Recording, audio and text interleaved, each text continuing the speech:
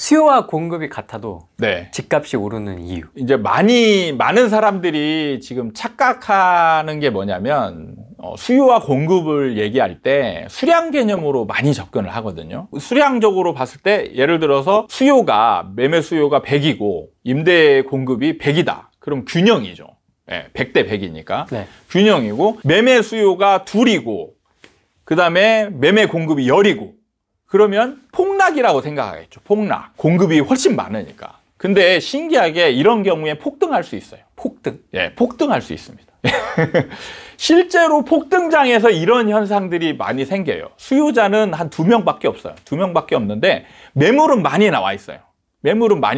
그래서 숫자로는 많은데 폭등이 일어납니다. 그건 왜 그런가를 이해를 해야 돼요. 여기서는 그러니까 부동산이라는 상품의 특성 때문에 나타나는 건데, 그러니까 여러분들이 이거 차이점을 알려면 소비재의 수요 공급과 부동산의 수요 공급의 특성을 좀 이해할 필요가 있는데, 간단하게 얘기하자면 일반 소비재의 수요 공급에서 대부분은 수요자와 공급자가 달라요. 대부분 분리되어 있습니다. 수요자 따로 공급자 따로. 예를 들면 뭐 제가 허니버터칩을 예를 많이 들었는데, 허니버터칩을 예를 들자면 수요자는 우리 일반인들이죠. 공급자는 뭐예요? 혜태제과죠. 맞죠? 허니버터칩의 혜택에 맞을 거예요. 어쨌든 과자 공장. 네네. 과자 공장이 공급자예요. 그래서 분리되어 있어요. 분리되어 있는데, 이런 거는 그 차이가 뭐냐면요.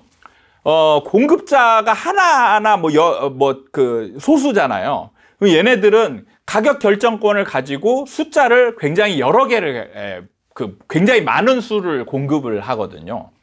그래서 뭐냐면 공급자들이 여러 개를 판매하면서 적극성은 그냥 제가 100%라고 얘기해요. 무조건 팔아야 되는 거죠. 무조건 팔아야 되는 거고, 수요자는 거기에 수요에 맞게 그냥 어느 정도 적당하게 사기만 하면 되는 거예요. 그래서 이때는 숫자 개념이 중요한 거예요. 숫자 개념이. 그 적극성으로 제가 표현을 하는데, 일반 소비재는 둘 다 적극성이 100%예요. 그럴 때는 동률이기 때문에 숫자가 이제 우월한 쪽으로 방향이 기우는 거예요. 근데 부동산은 중요한 게 뭐냐면 수요자와 공급자가 일치하는 시장입니다. 이게 이제 중요한 변수예요. 뭐냐면 제가 아까도 얘기했지만 우리나라의 거래 원인별 거래의 주요 비중을 차지하는 게 매매라고 얘기했거든요. 그럼 매매는 어떤 걸 얘기하냐면 일반 아파트예요.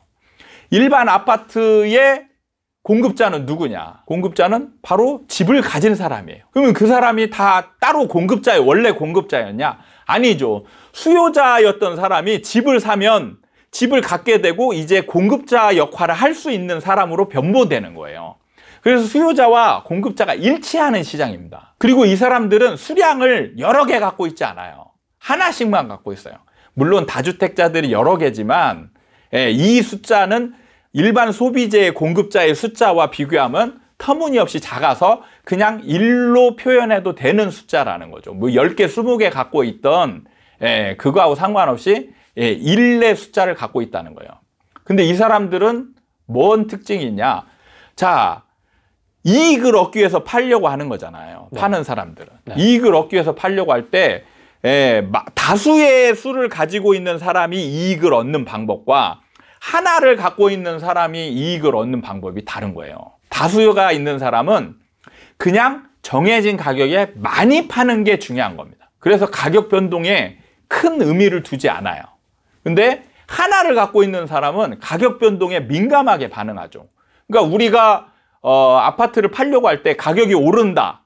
그럼 어떤 행동을 하냐? 적극적으로 팔질 않고 소극적으로 간을 보게 돼요. 던져봐. 예를 들어서 시세가 10억이다. 그럼 10억에 팔려고 내놓는 게 아니고 한 12억, 13억에 내놓잖아요. 한 11억 정도. 뭐 11억에 내놓든 11억에 내놓으면은 누군가가 이제 사러 오잖아요. 사러 와서 보면은 이 사람의 심리 상태를 보죠. 그러니까 적극적으로 막 그냥 집도 안 보고 사려고 한다. 그러면 여러분들이 11억에 바로 팝니까? 아니죠. 절대 안 팔죠. 이 사람이 좀 더 적극적이다 느낌이 들면 바로 여러분들은 그걸 거둬들일 겁니다. 그리고 가격을 올릴 거예요.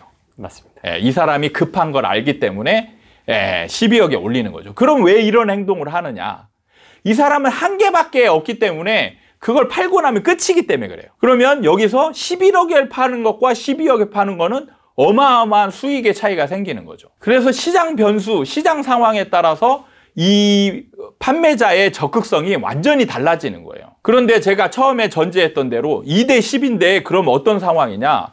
만약에 지금 시장 상황이 완전한 과열 시장이다. 그러면 어떤 상황이 되냐면 이 매수자 2명은 거의 반 미친 사람이 되어 있는 거예요. 쫓아가서 지금 무조건 사야 될 사람들 2사람이 있고 적극성이 현저하게 떨어진 매도자 10명이 있는 거예요.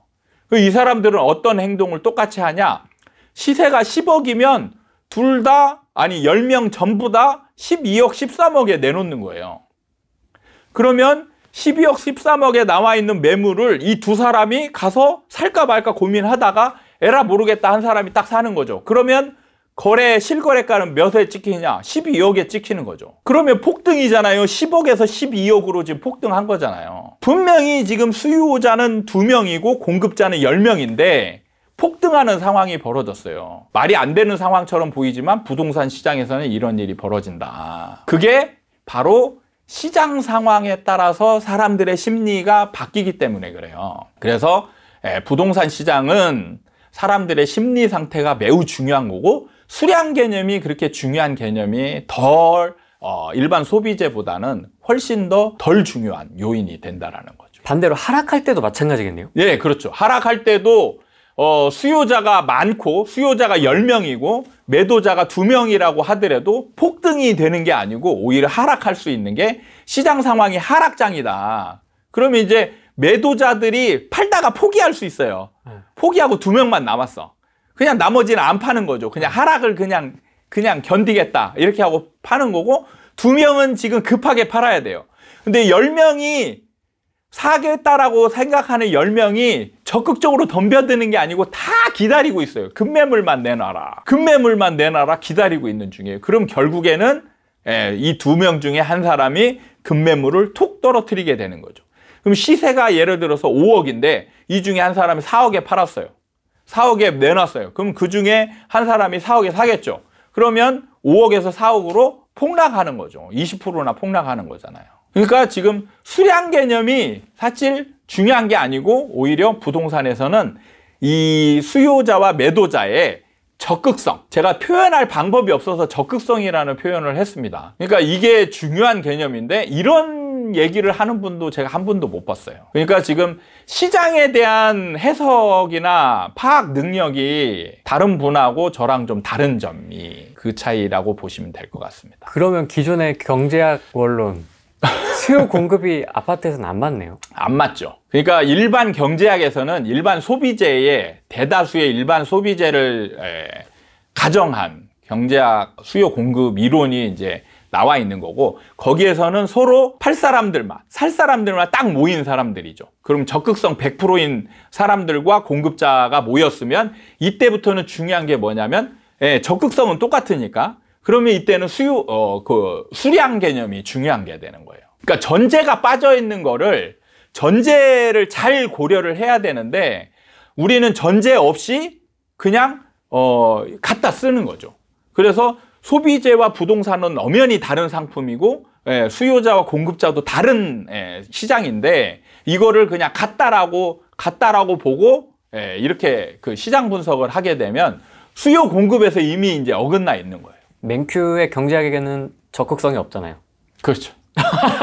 수요에 대한 착각. 네. 이것도 뭐 엄청 질문 많이 받으셨을 것 같긴 한데. 대부분 전문가, 그리고 여러분들도 이제 전문가들이 그렇게 얘기하니까 당연히 받아들이는 게 적정 수요라는 거죠. 적정 수요. 플롭테크라고 하나요?